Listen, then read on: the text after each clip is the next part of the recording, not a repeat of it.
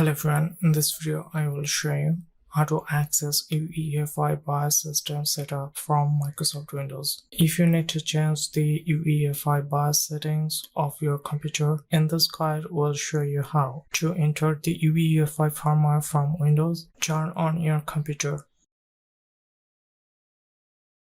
Now we are at the lock screen.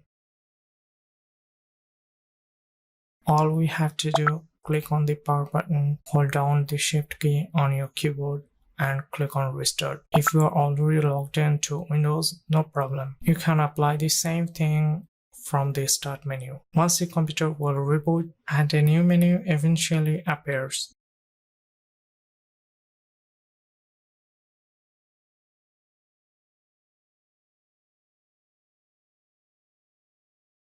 Click on Troubleshoot.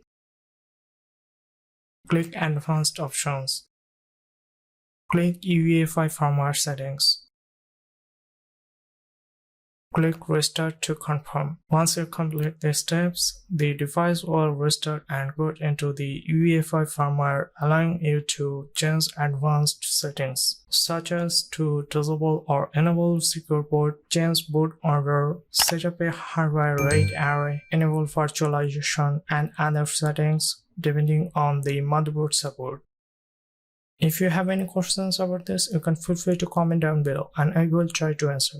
Thank you for watching and don't forget to subscribe to our channel. See you at the next one. Goodbye.